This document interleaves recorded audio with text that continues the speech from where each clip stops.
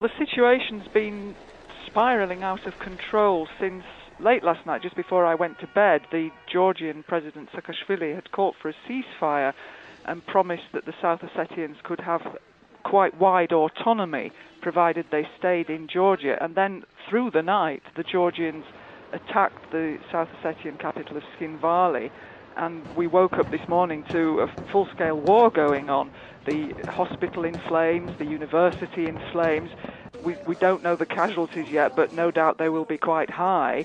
And then through the day, of course, the Russians responded. The Russian peacekeepers were actually attacked in Tskhinvali. That, of course, was quite a mistake by the Georgians.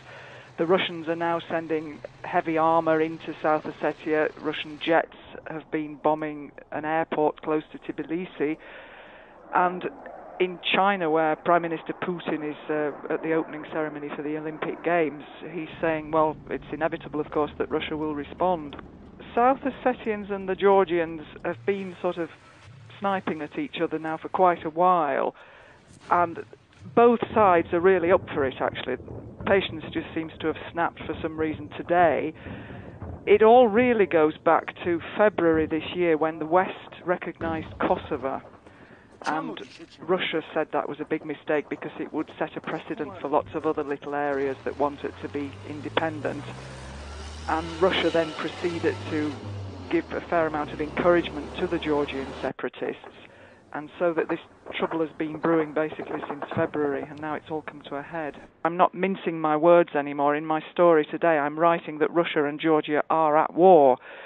But it could escalate even further because other former Soviet republics, for example, Kazakhstan, which has expressed some support for Russia today, could come in on the side of Russia.